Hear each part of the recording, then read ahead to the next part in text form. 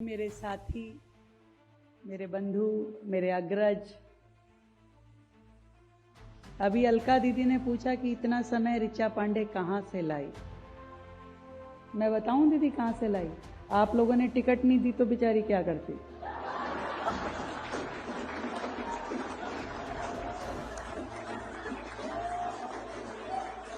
Time मिल गया, पर अच्छी बात है पॉजिटिव दिशा में लगा लिया और पॉजिटिव ही लिखा और प्रेरणा बनी सभी बहनों के लिए। एक बार जोरदार तालियां हमारी ऋचा पांडे के लिए।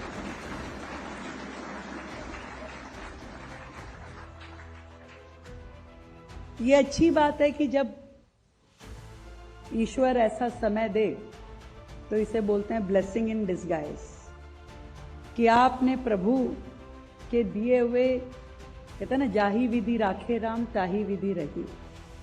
तो प्रभु ने यदि हमारे लिए ये रास्ता चुना है तो उसमें से क्या बेहतर मैं कर सकती हूं, ऐसा ऋचा पांडे ने सोचा।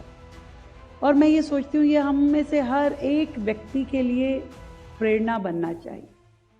मैं तो अक्सर अपनी बहनों को कहती हूं कि कई बार हम महिला मोर्चा की कार्यकर्ताओं को या महिला कार्यकर्ताओं को 4 काम उनके लिए सोचे जाते हैं कि भाई या तो स्वागत करवा लो, तिलक लगवा लो, या रजिस्ट्रेशन करवा लो, तीसरा रंगोली बनवा लो, और चौथा ये माला लगा करके बुक्के पकड़वा लो। 5वां काम यदि संगठन देता है तो 4 बार सोचता है कर पाएगी या नहीं कर पाएगी। 4 बार सोचेगा, डिस्कशन होंगी लंबी लंबी।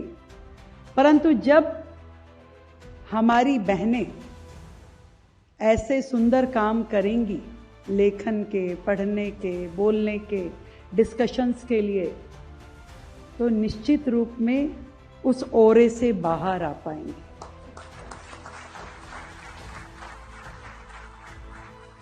कि जब ये ताकत आप अपनी दिखा पाओगी कि आप कर सकती। मुझे ध्यान है जब मैं पहली बार संगठन की मेन जिम्मेवारी पार्टी जिला अध्यक्ष की मिली, पहली बार कोई महिला को जिला अध्यक्ष बनाया गया, तो लग रहा था पता नहीं कर पाएगी कि नहीं कर पाएगी। और हमने जब किया, जेपी भाई मेरे साथ जिला अध्यक्ष थे और भी हमारे साथी थे, तो 14 जिला अध्यक्षों में, अगर वो बुरा ना माने तो ये कह दूं कि सबसे ज्यादा काम करने वाली जिला अध्यक्ष मैं बनी। और कंपटीशन होता था, संगठन से आदेश होता था कि भी कितनी बसें भरनी है, वो कहते थे 20, मैं कहती थी 21। वो कहते कितनी संख्या का कार्यक्रम होगा, वो कहते थे 4 कार्यक्रम, मैं कहती थी 6 करूंगी। और हम लोग उस तरीके से काम करते करते आगे बढ़े तो मन में एक विश्वास बढ़ता गया। लगा कि हां, आज पार्टी कोई भी काम हमें जिम्मे दे, बड़े से बड़ा या छोटे से छोटा, दरी बिछाने का या स्टेज लगाने का, संख्या इकट्ठी करने का या बैरिकेड पे चढ़ने का, हर काम करने की ताकत मेरी बहनों में है।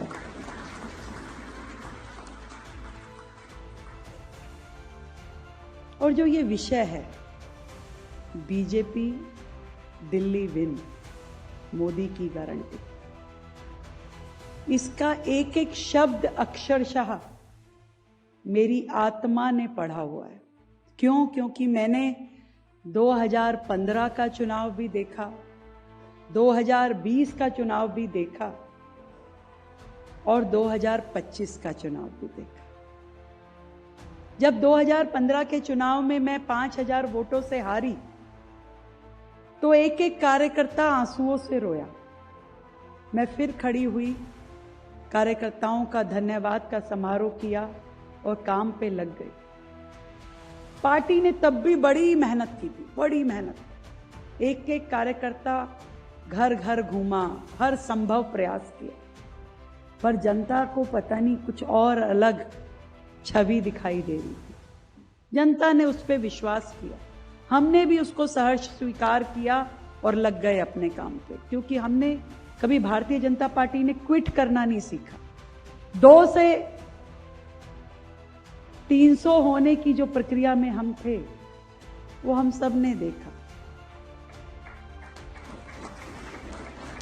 फिर 2020 का चुनाव आया। इस 5 साल में भी पार्टी के प्रत्येक कार्यकर्ता ने बड़ी मेहनत की, नेतृत्व ने बड़ा जोर लगाया। उसके बावजूद भी हम नहीं जीते। मैं भी 1700 वोटों से हारी, फिर लड़ी थी, फिर हारी। और मेरे जैसे 63 सीटों पे विधायक प्रत्याशी हारे। फिर लग गई पार्टी, फिर जुट गई, फिर काम करने में लगी। पर क्या अलग हुआ 2025 में, ये इस किताब में लिखा है।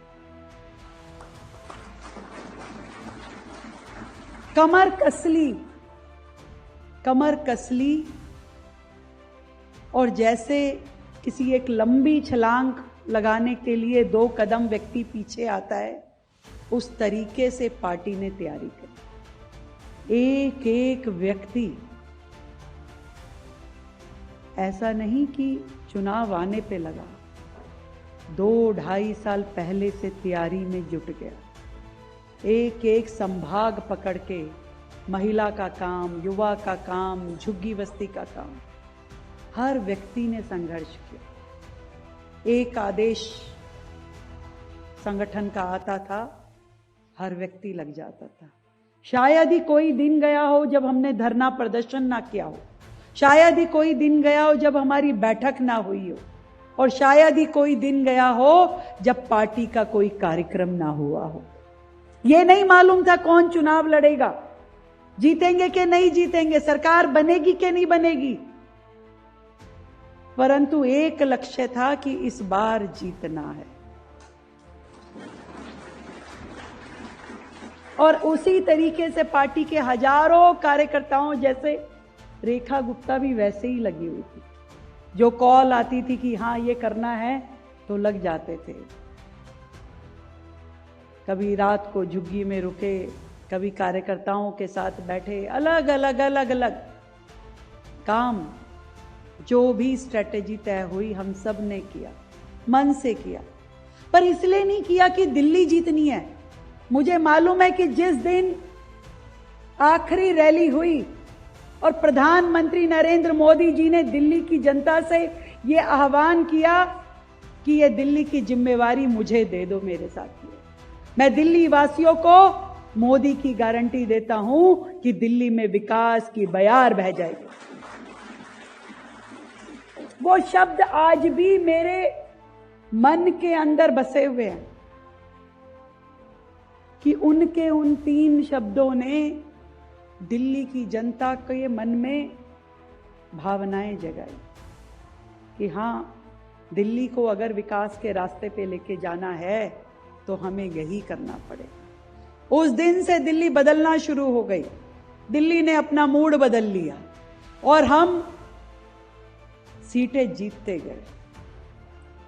और जब सरकार बनी, ये तो मालूम था कि दिल्ली के कार्यकर्ताओं में से कोई एक सरकार बनती है तो मुख्यमंत्री बनेगा, पर मुझे नहीं पता था कि मैं बनूंगी। कतई नहीं पता था, ना सोचा था। ना मेरे सभी सीनियर लोग बैठे हैं, अलका दीदी यहां बैठी हो, कोई, हम कभी सोचा ही नहीं था, हम कभी इस तरीके से ना मिले। हम तो ये कहते दीदी विधायक बनना है, विधायक बनना है, विधायक बनना है। वो तो मिशन पिछले 15 सालों से था, लगे हुए थे विधायक बनना है, बस विधायक बनना है, एक ही काम, विधायक बनना है। पर जब आज सच में, वास्तविकता में दिल्ली में हमारी भारतीय जनता पार्टी की सरकार है और मैं इस मुख्यमंत्री के दायित्व पे बैठी हूं, तब मैं सोचती हूं, तो मैं अभी भी, मैंने 3 गिलास पानी पी लिया क्योंकि मेरा मन भावुक हो गया।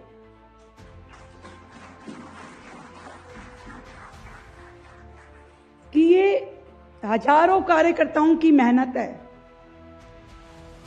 जो दिन रात इतने साल लगे रहे, तब ये सरकार बनी है। ये हमारे उस एक एक शीर्ष नेतृत्व का व्यक्ति जो गली गली घूमा, उसने ये नहीं सोचा कि मैं 10 लोगों में जा रहा हूं, 100 लोगों में जा रहा हूं कि 1000 लोगों में जा रहा हूं, मैं एक विधानसभा का प्रभारी बनाऊं कि मैं 10 विधानसभा का प्रभारी बनाऊं। किसी ने नहीं सोचा। बड़े से बड़ा व्यक्ति छोटे से छोटे कार्यक्रम में गए, कार्यकर्ताओं से बात की, लोगों से बात की, जनता के बीच में जाके अपना विषय विचार रखा, तब जाकर के ये जीत हासिल हुई है। किसी एक व्यक्ति के करने से नहीं हुई, किसी एक नेता के करने से नहीं हुई। जब मोदी जी ने झोली पसार करके दिल्ली से ये दायित्व मांगा, ये जिम्मेदारी मांगी, तो ये जीत हासिल हुई है। और इसीलिए आज जब लोग मुझे कहते हैं कि आप, ये कपिल भाई बोलता है, कहते कि अब लगी रहती हो, इतने घंटे करती हो, इतने कार्यक्रमों में जाती हो, तब मैं आज इस मंच के माध्यम से बताना चाहती हूं कि मुझे लगता है कि ये इतनी बड़ी जिम्मेदारी है जो मेरे कार्यकर्ताओं ने मेरे कंधों पर रखी। उनका विश्वास मेरे हर कर्तव्य पे है। मैं जो कुछ भी करती हूं आज उनका विश्वास नहीं डोलना चाहिए, मेरे नेतृत्व का नहीं डोलना चाहिए, मेरे कार्यकर्ताओं का विश्वास नहीं डोलना।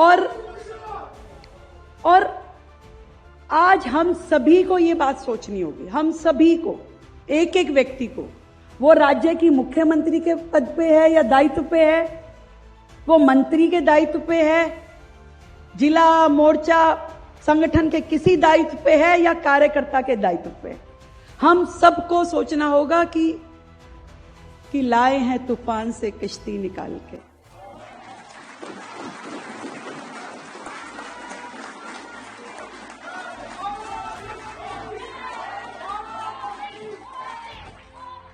इतना आसान नहीं था। और मैं बताऊं मोदी जी ने भी ये सब कुछ केवल दिल्ली जीतने के लिए नहीं किया। एक छोटी सी कहानी मुझे 4 लाइनों की याद आती है कि एक साधु पानी में नहा रहा था, तो उस पे एक कान खजूरा पानी में था, डूब रहा था। उस साधु ने उस कान खजूरे को उठाने की कोशिश की कि यह मर जाएगा, इसको निकाल करके बाहर रख दूं। उसने जैसे ही साधु ने उठाया तो उसने काट लिया। ये अनिल अग्रवंशी जी तो बहुत कहानी समझते हैं और सुनाते हैं। आपका धन्यवाद कि मेरे आने तक आपने सबका मन लगा करके रखा। एक बार जोरदार ताली बजाओगे। तो बार बार वो काटता रहा, बार बार साधु उसे बचाने की कोशिश करता रहा। तो किसी ने कहा कि भाई साधु जी, आप क्यों इसको बचाने की कोशिश कर रहे हो, ये तो आपको काट रहा है। तो साधु ने कहा कि ये अपना कर्म नहीं छोड़ सकता, तो मैं अपना कर्म कैसे छोड़ दूं। तो हमारे मोदी जी ने भी वही किया कि ठीक है, दिल्ली ने हमें कई साल अपने से अलग रखा, पर उन्हें मालूम था कि दिल्ली का विकास यदि संभव है तो वो भारतीय जनता पार्टी के नेतृत्व में ही संभव है। जैसे अपना बच्चा यदि कोई गलत काम भी करता है तो मां उसे बार बार बचाती है, सेव करती है कि भाई तू गलत ना कर, तेरा जीवन खराब हो रहा है। ऐसे ही उस मां का रोल हमारे प्रधानमंत्री नरेंद्र मोदी जी ने निभाया दिल्ली को बचाने के लिए। और आज जब हम सब लोग यहां पर हैं, आज का दिन देख पा रहे हैं, एक स्वर्णिम अध्याय की शुरुआत हमने फिर से की है 27 साल बाद, तो हमारा एक एक दिन, एक एक पल दिल्ली के विकास की गाथा लिखनी ही चाहिए। दिल्ली के विकास की गाथा, हमारे शरीर का हर कण इस शहर की, यहां के निवासियों की सेवा में लगना ही चाहिए, ऐसा मेरा सोचना है। क्यों? क्योंकि आज हम सब इतनी मेहनत करें, वो है ना, दिल्ली जीती है, दिल भी जीतेंगे। कि दिल्ली का दिल जीतना है, इतने काम, ईमानदारी हमारे रगों में है। हमारा नेतृत्व हमेशा यह कहता है कि राष्ट्र प्रथम, सर्वस्व लगा करके इस राज्य के लिए काम करना है, जनता के हित में काम करना है, दिन रात। आज भी हर एक योजना जो हमारी सरकार की है वो जनता के हित के लिए है। और इन सब के पीछे यदि कोई विजन है, कोई गारंटी है, तो वो मोदी जी की गारंटी है। तो ये नहीं सोचना कि हमारा प्रोजेक्ट पूरा हो गया, जीत गए और बैठ गए, नहीं, संघर्ष अभी जारी है। क्योंकि जब तक हम दिल्ली को उस मुकाम तक नहीं ले जाएंगे जो मोदी जी ने सोची है दिल्ली जहां होनी चाहिए, तब तक हमारी ये जीत पूरी नहीं होगी। तकलीफें आएंगी, कठिनाइयां होंगी, क्योंकि जिनसे लड़ाई है वो बहुत ही घटिया स्तर की राजनीति करते हैं। वो बिलो द बेल्ट खेलते हैं। उन्हें नहीं मालूम कि एथिक्स क्या होते हैं, संस्कार क्या है, क्या बोलना चाहिए, क्या नहीं बोलना चाहिए। उन्होंने देखा ही नहीं, कभी उनको ऐसे संस्कार मिले ही नहीं। इसलिए वो हर प्रकार के षड्यंत्रों से राजनीति करते हैं। पर हम भी अपनी ईमानदारी, पारदर्शिता और मेहनत के साथ में इस लड़ाई को लड़ेंगे और दिल्ली को अपने चरम पे लेके जाएंगे। मैं आज बस आखिरी बात कह के अपनी बात को समाप्त करना चाहूं। मैं कोई दिल्ली की मुख्यमंत्री नहीं, मैं आपकी तरह एक कार्यकर्ता हूं। एक काम मोदी जी ने मुझे दिया है, एक काम आपको दिया है और एक काम आपको दिया। ये सब दायित्व परिवर्तन की कला में है। हम सबको एक एक दायित्व मिला है। आदरणीय पवन जी संगठन महामंत्री का दायित्व निभा रहे हैं, विष्णु भाई महामंत्री का दायित्व निभा रहे हैं। हम सबके पास अपने अपने दायित्व हैं। मुझे भी एक दायित्व मिला है जिसको मैं निभा रही हूं, मैं इतना जानती हूं बस। कई बार मुझे कार्यकर्ता कहते हैं, अरे दीदी आप तो बिल्कुल नहीं बदली, ऐसा लगता ही नहीं आप मुख्यमंत्री हो। मैंने कहा कि ये अगर मैं बदल गई तो फिर मैं कार्यकर्ता नहीं हूं, फिर मुझे वो संस्कार नहीं है जो मेरी पार्टी ने, मेरे नेतृत्व ने 30 साल मैंने इस संगठन में काम किया है, यहां से यहां बढ़ी हूं। बीज बनकर के इस धरती में आई थी, आज वृक्ष बनी हूं तो मेरे संगठन के कारण बनी हूं। तो इसलिए संगठन का हर एक कार्यकर्ता मेरे लिए मेरा साथी है, उसका सुख दुख मेरा सुख दुख है और दिल्ली की जनता के हित में काम करना मेरा फर्ज है। इसलिए मोदी की गारंटी हम सब पूरी करके मानेंगे। इस किताब का जो सारांश है वही हमारे जीवन का सारांश है। मिलकर के अपने नेता का सर ऊंचा उठाएंगे। और मैंने जो पिछली एक मीटिंग में पार्टी की कहा था कि एक उपहार मोदी जी ने हमें दिया है दिल्ली हमारे लिए ला करके, और एक उपहार हम मोदी जी को उनके जन्मदिन पे देंगे कि 27 साल का ये वनवास अब अगले 27 साल सरकार दिल्ली की जनता के दिलों में रहे, ये हमारी जिम्मेवारी है। भारत माता की, भारत माता की, भारतीय जनता पार्टी, भारतीय जनता पार्टी। धन्यवाद।